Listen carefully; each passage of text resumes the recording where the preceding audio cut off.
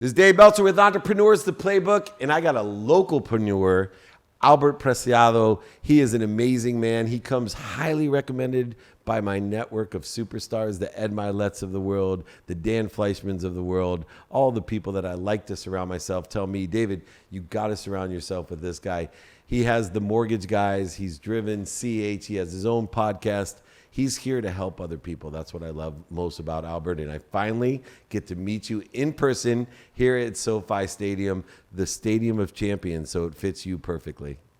Hey, thank you for having me, David. I've heard a lot of things about you, like great things from all same mutual friends. So I'm really excited to be here. Incredible view, by the way. You're welcome. I don't know how much you pay for this, but it looks pretty expensive. I'm blessed, man. And it pays to have friends in high places that build stadiums, own stadiums, and manage stadiums. And it just goes to the point that we're talking about, though, is it's so important as you build a career to treat people nicely. Yeah. And beyond being intelligent and understanding how to build businesses, it really, to me, comes down to people. And I was curious, what are some of the best pieces of advice that you give about how to treat people the right way? I'll start with in the beginning when you start making money. When I was 21, you start thinking that you're like the king of the world. You think that you're like on steroids, that you're unstoppable. And for me, like I got into cocaine and it messed my life. I'm glad we weren't friends back then because you and I shared the same I heard some stories with you, partying with Lil Jon and yeah. So I got into Belfort, by the way. He's probably stay away from that guy. So I was like you, but like a little after your you're time, younger than me and better looking. I get it. So I started going through the same thing. I started partying and thinking that I was unstoppable and driving drunk. I went I was driving in Colorado, Pasadena, and I went into almost hit the stores because I was so drunk. Oh. And I got a third DUI, got a lawyer, and then they saved me and they made it a wet reckless, so it didn't count as a third DUI. And then one day I finally just stopped because I crashed and I was under the influence of cocaine and I hit a car. That would have been my fourth DUI. It would have been over. I was 25. So that day I'm like, I'm stopping this. I'm not unstoppable. I can't do this. And then I became coachable and I started approaching guys like you, like Ed, like Andy Frisella, Brad Lee, and I know a lot of the same guys. I could run the list, but I started investing in them. Grant Cardone helped me a lot. So I started investing in their seminars, their coachings, things like that, reading books in the beginning. But then those people started telling me things and I started listening. And based on what they told me, I started using those principles in my business, and then the business started doing better. But it's because I became coachable. When you're young, you just think you're unstoppable. And you need to be coachable, humble, and hungry. Yeah, and those terms also align with one of the things that I always say there's two types of people in the world. Ignorant people that don't know what they don't know, and ignorant people that don't know what they don't know. The difference is when we were young, we were ignorant and arrogant. Yeah. We knew we didn't know what we didn't know, but we pretended because we were so afraid of our potential, afraid of our own light. We were afraid of our own capacity that we would lie to people, and most importantly, lie to ourselves about that potential by pretending like we knew everything. Yeah. And then when we moved to what you moved to and what I moved to was ignorant humility, knowing that we don't know, but telling people, hey, I don't know what I don't know, but you seem to know something. Can you help me? Mm-hmm. How difficult was it? I know you started by reading books, but how difficult was it when you got to the point where you were asking, Grant Cardone and Ed Milett and Andy Frisella and Brad Lee and Dan Fleischman, all my friends, hey, I really want to get to where you are. Give me some direction. I went to Cancun for a seminar with Grant Cardone. It was his first 10X seminar that he had. So I flew to Cancun. He had about 30 people in the whole seminar, his first one. And I was making $300,000 doing mortgages. And I had a nice Rolex and I told him, hey, I'm sick and tired of making $300,000. I feel broke. I'm going to open up my own mortgage company. I'm going to make $1 million. I remember that time. It was 2014. I might be off by a year, but 2014, that's when that happened. And I told him I'm just fed up. And then he told me, you got to go out. And he pumped me up and he said, you got to grow an army. You got to build an army. And then that clicked. And I said, okay, well, I had a bad experience hiring my first assistant. The only thing that she did right was buy me a fake Ferrari replica key. That replica key got me a Ferrari in 2 months. So that's that's another long story. But when I went to him, he said build an army. But I was under a bad I had a bad experience with the assistant that I never wanted to build my army. I didn't want to hire more people because of that bad experience. But then I started hiring. I paid more for another assistant, which was a higher quality assistant. And then I started hiring more people, and then eventually I got to 1 million. Then I got to 2 million. But it was building a team, building an army, and building a real business. Where most people, they think they have a business, but they don't really have any employees. And once I started investing in employees and Salesforce, then it started scaling. And through that scalability of a business comes a different perspective of being able to scale somebody else's beliefs in themselves, just like Grant and Brad and Andy and Ed have figured this out for themselves and empowered you. Now it was your turn to pay it forward. And it's a new challenge, you know, and I've grown some really big businesses in my career. And I always find it interesting when we get to a point of the next level of empowering the people that came into us to do the same things that we've done, which creates that exponentiality. What are some of the things that you've learned to allow people to believe in themselves the way that you have now be able to believe in yourself? I lead by experience. So when you tell people what to do, they don't listen. But when people see you doing it, they do what they see you doing. So I like to lead by experience. I like to tell them. I like to work out in front of them. I like to do self-improvement in front of them. I like to work hard in front of them. I like to stay late in front of them. And when I have trips, now that we're fortunate, me and my wife, to travel and fly private, and that's another long story. But when we do that, we don't do it ourselves. We take our top people, we take some of our key employees, and we show them, we give them a taste of what life could be, what a dream could be. And every time we do that, some people don't appreciate it. The one percenters that, you know, they end up going somewhere else and they don't appreciate the things we do. But some people, they see it, they feel it, they taste it, and then they take off and they're like, Albert, Sil, I can't believe I can't believe what you've done to us. And then we show them the world of the dreams. And then we have a girl named Patty. She went from closing 1-2 loans a month to now closing 10 plus. Now she's making $1 million plus. She bought $2 million properties this year, and she's a complete success story. But that's what makes us happy when we're able to change their lives, because the more lives we change within the company, the more the company expands. And being such a leader, you know, what I have learned, you have to be an intelligent follower. What are some of the questions that you have or had that maybe I could help you with when we're here today? I'm sure you've, you know, utilized all the resources that you have, but this is the first time that we've met, and I was always curious how I could be of service and some of the critical business issues or ideas that you have that maybe I could clarify. But by the way, when I first ran into you on social media, on Instagram, I researched you, and then I asked all my friends. I asked Dan, I asked Ed, Brad, and then everybody said nothing but amazing things about you. And I was watching one of your videos, and 25 years ago, you were worth more than Jeff Bezos. Yeah. And I heard all the crazy partying you did back in the day too. So I'm like, dude, I relate a lot to him. But one thing that I am is I'm really humble to learn more.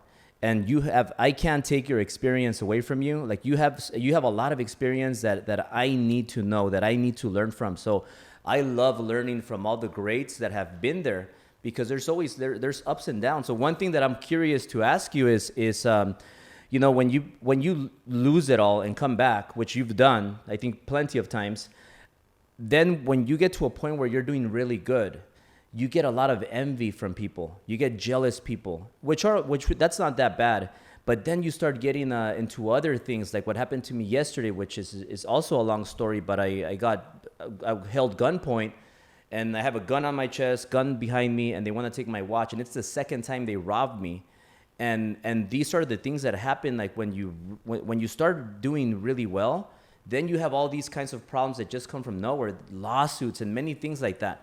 So how did you deal with those, and what do you recommend, or what advice can you give me on, because I know it's going to continue to happen. So what advice do you have for me on that topic? Yeah, I have 4 pieces of advice, and they're simple things but difficult to execute on. And the first is, when bad things happen, when people have attacking thoughts, judgments, or label us, and I always say labels are only for shampoo.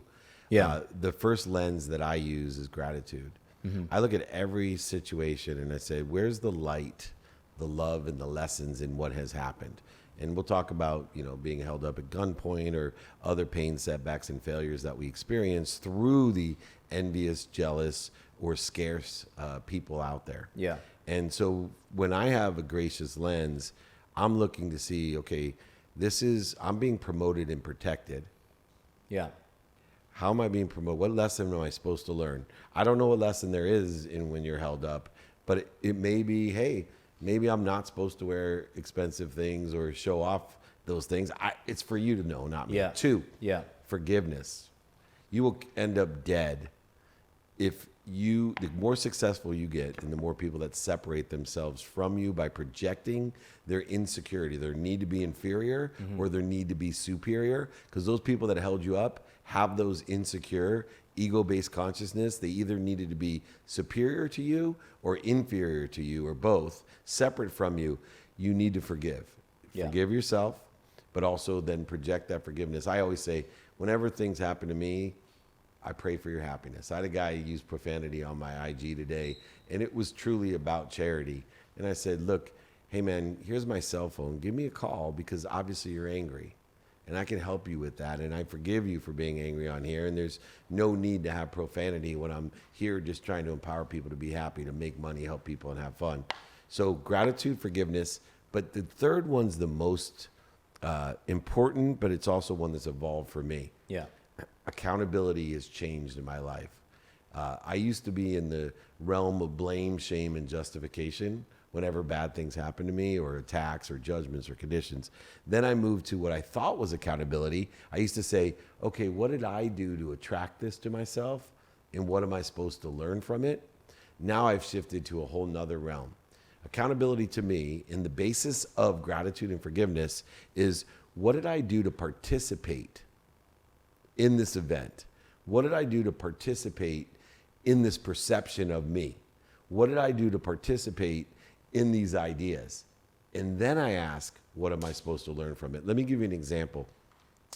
I was molested when I was 9 years old. I blacked it out of I didn't tell anybody.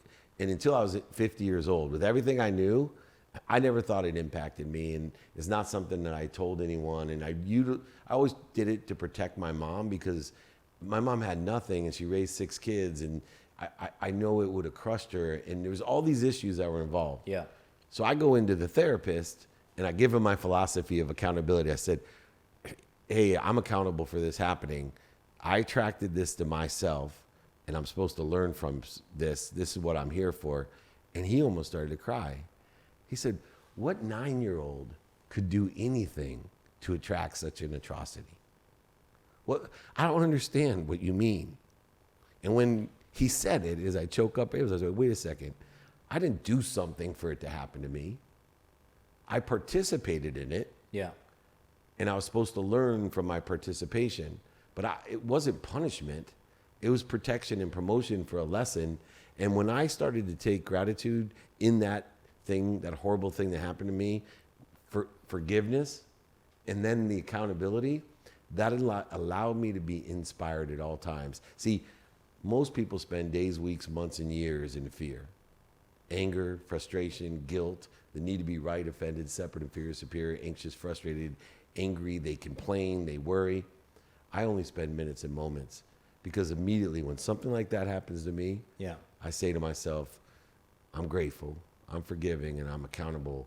I'm going to be promoted and protected because I'm connected to the greatest source of all time, something that's much bigger than me, omniscient, all-powerful, all-knowing, omniscient, omnipresent source that loves me more than my mom loves me.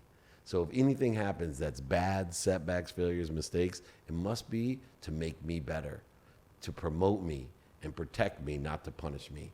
That one simple perspective has helped me to move to levels that I never could have ever dreamed of living. And believe it or not, has allowed me to empower and inspire other people to do the same through those values in that practice. Yeah. David, I want to ask you one more thing. When when I got here, you told me about your daughter, how important she is, and how excited you are for her birthday. She's turning 18. 18 today. My daughter is Italia. She's 5. So I named her after the Ferrari 458.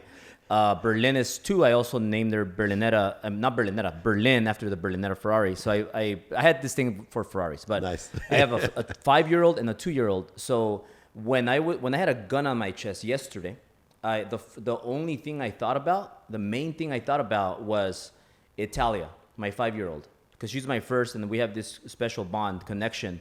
So I thought about a lot of things. I could fight back. I could run. I could take my watch off and throw it, like I saw on the video. Somebody did that, or I could, do a lot of things. So when I thought about all that in slow motion, I thought Italia, and I'm like, hopefully she sees me one more day. So when I took my watch, because that's what they wanted, I gave it to them, and and I was hoping that they didn't just take the watch and still shot me. Right. So when they left, I was in the moment that I thought about, should I chase him? Should I get in the car and go after them? Should I try to get their plates? And then I thought, you know what? Italia. What if they shoot me because I'm going after them and they hit me in the head, and then Italia doesn't have a father anymore? So Italia, I figured, I discovered, I already knew, but I came to the realization that she is who I live for. Like her and my other daughter, Berlin, we just seem to be a little bit closer, me and Natalia. But my daughters, I can't see them growing up without a father. And then I started thinking about my wife, my parents, the companies, and everybody that follows me and needs me. And I feel like a cat. Like I feel like I have 8 lives because I've been through so many situations like that. Yeah. But I don't know, Italia came up. So your daughter, 18, I saw the same face you made of how excited you are to go see her. So how much has your 18-year-old or your other children that are now adults, how have they impacted maybe your last 20 years of life? Well, I've learned more from being a father than anything else that I've ever experienced. And I have a 23-year-old daughter, a 21-year-old daughter, an 18-year-old daughter as of today, and a 12-year-old son. And the interesting lesson that I've learned about these kids is because I'm not afraid for myself. But as you mentioned, my only fear exists within the context of my children. And so what I've learned is my family has always been my number one non-negotiable. And I used to tell everyone, and my actions would probably align with that the majority of the time. I always spend minutes and moments in fear and ego. I'm human. I get angry. I get guilty, resentful, all the things I listed off. Yeah. Minutes and moments, not days, weeks, months, and years. But my non-negotiable was always my family, then the activity I got paid for, which was directly related to why I wanted to get paid so I could support my family. But you, interestingly enough, when you talked about the experience with Italia, what did you say? If I'm not here, then I won't have a value to my family. I can't help them. Yeah. So later on in life, I decided because of what I feel about my children, I'm going to put me first. I'm going to put my health first. See, what I decided was if I was healthy, I not only got as many wishes in a day that I wanted, but I am capable of doing anything for the people that I love the most. All the people you listed out after your own children are the same people I list out after my own children. So health became my primary non-negotiable every day. So in those situations where my health, my livelihood, my own spirit is at question, I make the decision for my family because my health is most important, then my family, then the activity I got paid for. If you're not healthy, if you would have got shot, you would have only had one wish. When you're healthy, when you're sitting here today with me, after that horrific event of scarcity and fear that you survived, you get as many wishes today. Your beautiful wife and family, they're all here today with you. But if you wouldn't have put your health first, if you wouldn't have put you first, imagine you may have only had one wish this morning when you woke up. Yeah. Right? That one more day with Italia, the one more day with your wife, one more day with Birdie. How do we pronounce it? Berlin, yeah. Right? So we have to remember non-negotiables in life, primarily taking care of ourselves so we can take care of others. Same thing with forgiveness. Forgive yourself so you can forgive others. Most people, it's amazing. They get so mad at other people for the same shit we do. I'll use one quick example I love when my wife cuts somebody off. Or somebody cuts my wife off in the car. Yeah. Right? Flips them off. She has an AMG. She drives like a maniac. And she cuts off tons of people. But when she gets cut off in a car, she flips off the people. She's screaming, what did that? Right? Sure. And meanwhile, it could be like 3 minutes later, she cuts somebody else off. Yeah. But I was like, what world do you live in? Just forgive them. They're doing it the same way you do. Yeah. They don't mean any harm. This is the same thing that we got to do in life. We only can give what we don't have. Make sure you have a non-negotiable of your health first so you can take care of those beautiful daughters and your beautiful family and your associates, companies, and community. Yeah, David, one thing, what did you learn from your mother and your father? Well, how was your upbringing? Yeah, so my dad left when I was 5. But later on in life, when I was 30, a multimillionaire, married to my dream girl, living in my dream house, golf course, ski mountain, like you, anything I wanted to buy. Yeah. The greatest lesson I learned from my dad is I'm just like him. I told my dad I hated him because he was a liar, a cheater, manipulator, overseller, back-end seller. He told me I was just like him and that I had to learn that money wasn't going to buy me happiness and love. And I did learn that.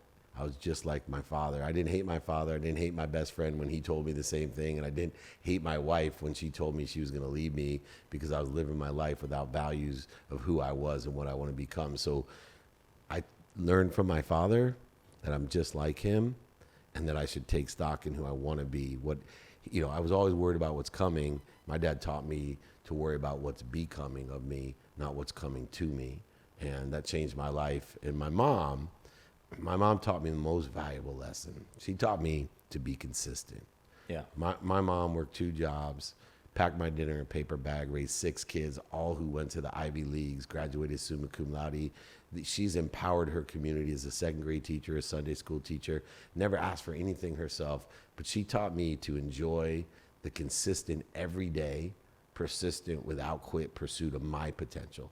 Not to listen what other people said about me, right? Not to worry about what I didn't have or what had happened to me, but pursue my potential to do my best, learn lessons, and have fun doing it.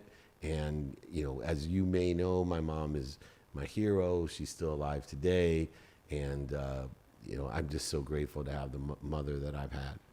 Yeah, that's awesome. Let me ask you a question. Yeah. Obviously, you and I are at the same frequency, the same vibration. We think the same way.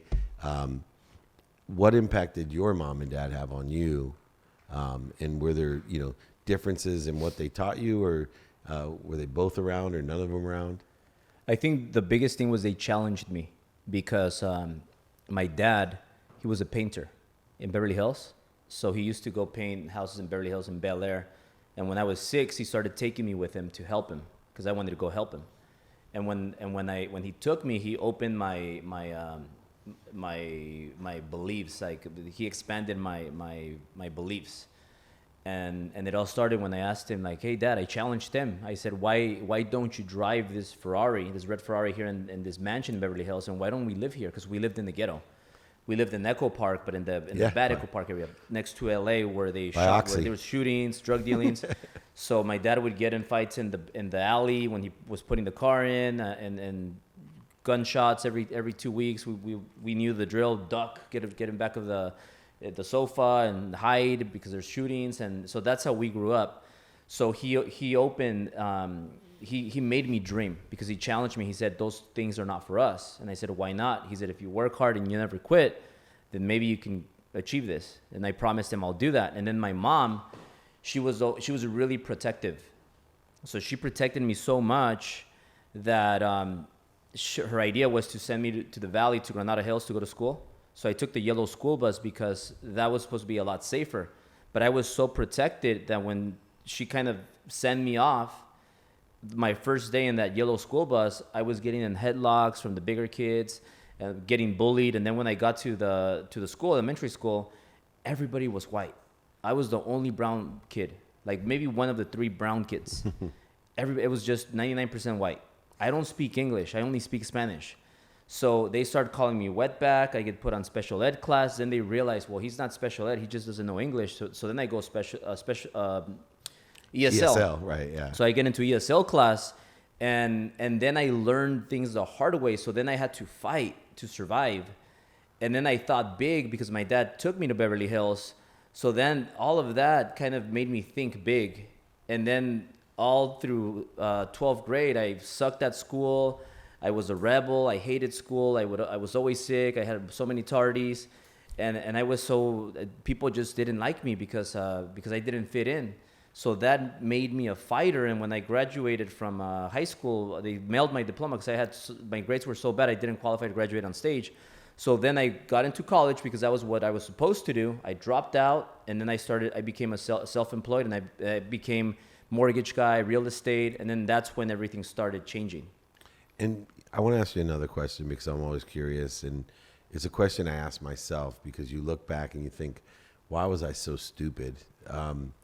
We both did drugs and drank, and why do you think we needed to do that, or at least why do you think you needed, to drink so much and to do cocaine and to do those things? What do you think now that you're older, looking back? What was the real core motivation behind destroying ourselves? I think two things: insecurity, number one, and number two, being in the wrong circle.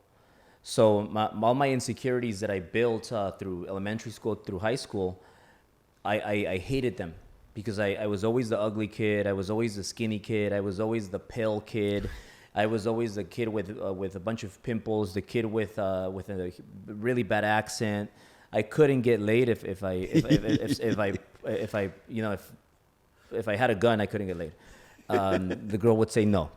She would rather me shoot her. So I could. That happened to me. So when I got into college, I learned how to drink. I learned how to party in college. Those are the two things that I learned in college: how to drink and how to party. So you must have go to USC. I went to Glendale Community College. Yeah, but right by Occidental, man. Yeah, right by me. But I used to crash all the parties in UCLA and all those parties that they had, the sororities and all that. So when I got into college, I started working out. I lifted weights, took weight gainers, took creatine. I started going to the beach and just frying in the sun, getting some color. And then I started drinking. So because I was so shy that I would practice by approaching girls with my friend at the beach, and we were shy, so we would have a drink, then go approach the girls, and then we would start going to like parties, bars, same thing, get some drinks, get some practice. So then that became a habit. So we were going out Monday through Sunday, and then we started making money in real estate. So I started partying a little heavier, and then I became addicted to going out and being with girls all the time. And then a friend one time kept throwing cocaine at me, and I always said no, I don't do that. I just drink. I don't do cocaine. And then one day I said yes, and I did it, and I lasted a year just doing cocaine, going out, girls, DUIs, and I became addicted to that. But I was in that circle. So when that changed was when I started meeting better people, and I started getting away from that circle. But my hard lesson was when I got into that accident. It could have been my fourth DUI, and it would have been a felony. I would have been done. It's amazing because, all of my friends that you mentioned, and one of the things that inspired me to do what I do, those friends of mine, the one worry that I had when I started doing this, and I you know who Dean Graziosi is? Yeah. So Dean, and I went with Ed and Dean to dinner, and I asked Dean a question. I said, man, I just can't stand on a stage and sell my stuff. Yeah.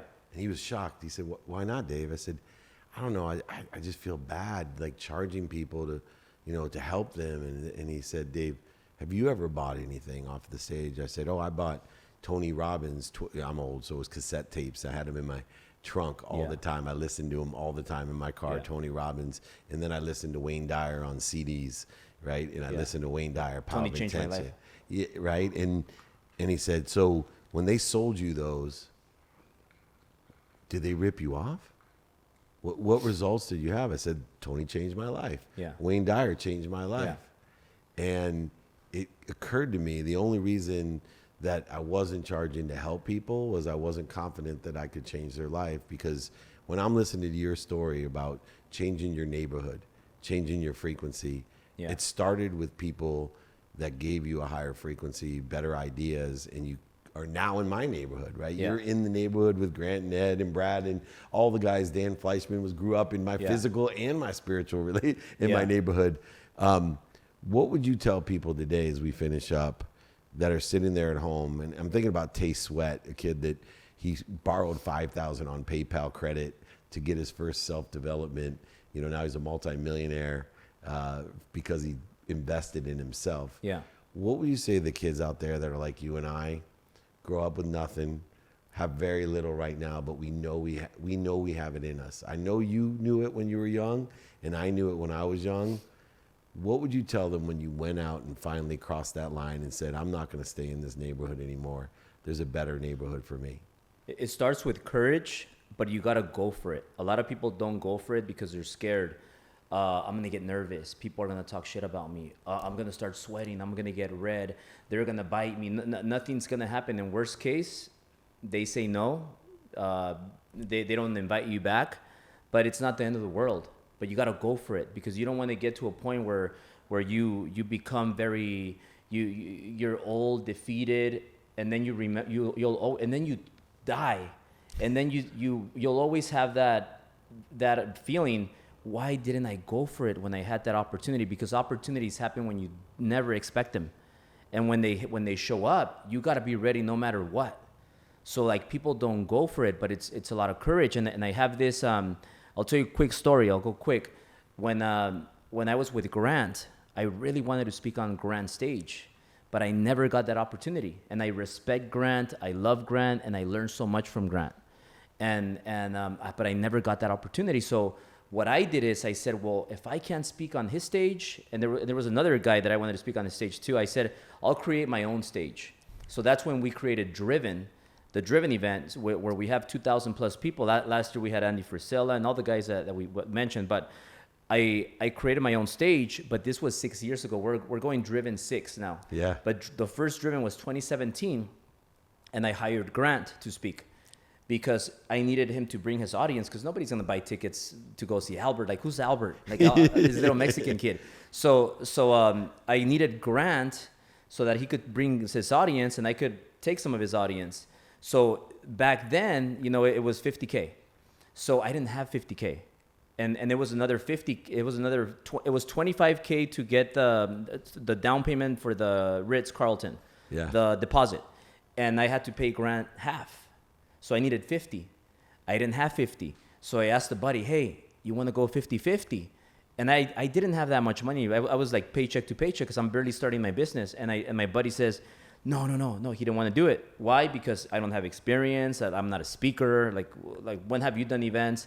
A lot of reasons, right? And I don't know what more reasons. So then I said, okay, cool. So then I said, okay, well, I'll put 25 grand that I have, and I'll put the other 25K on the credit card. And I started it. And then I said, well, you need a lot more money because that's just a deposit, and you still owe him the other 50%. And there's a lot more things you got to pay for, AV and all that stuff that comes with events. So I tell my wife, oh, we'll just sell tickets. And then once we get the ticket sales, then we'll continue to fund the event. We have 3 months to fund it, and we'll pay it as we go on stages. So we did that, and then I remember the first 48 hours, we don't have any ticket sales. And I'm like, shit. And I'm like, we don't have one ticket, no ticket sales, and we have Grant. Like, what's going on? And then me and her are at Barton G in Beverly Hills. We're eating, and I don't even know why we're there because we don't have money. And then all of a sudden I get an email like ding, and then I get a ticket, super VIP ticket, $2,000. And I'm like, yes, we're $2,000 less of a deficit. So then from there on, we start selling tickets, and I start going live, doing lives. I started copying Grant, everything he was doing lives like crazy, but I have 5 viewers, not 1,000 like him. Yeah. So I have 5 viewers, and I'm like pitching them, hey, you should buy this ticket. Come on, like, what are you guys thinking? But I'm like, dude, who the hell is this Albert guy? So long story short, we self-fund the event, and the day of the event, Grant Cardone speaking on stage, and they tell us, we need 36,000 more. If you don't pay it right now, we're going to cut the plug. And on Elena, before Grant went up. So we end up taking care of that, and it's history. Last year we had over 2,000 people 3 years later at Long Beach. And then from there on, we just kept doing it bigger and bigger and bigger. And I finally got to speak on stage because I created my own. But my point is, you got to go for it. You got to take some risk, but some people lack balls. They lack that courage. What's going to happen? I'd rather go out of business and know that I tried than die and remember that I never tried. Absolutely. And you're all in. And I love that about you. I can't wait to participate in your events as well, because once again, I've heard so many amazing things. And now that I know the backstory, it's even more impressive. You got to give everything you can, and willing to give it all up in order to make it all. And you've done that. Albert, thank you so much for joining me. This has been incredible. I'm sure we'll do more content, have more fun, and hopefully share some stages together and help more people. For sure. Thank you for having me. It was a pleasure meeting you. And I want to have you on my studios that I have over there in my office too. Done deal. Enjoy your girl. You're an amazing father and role model. So really glad that we finally connected.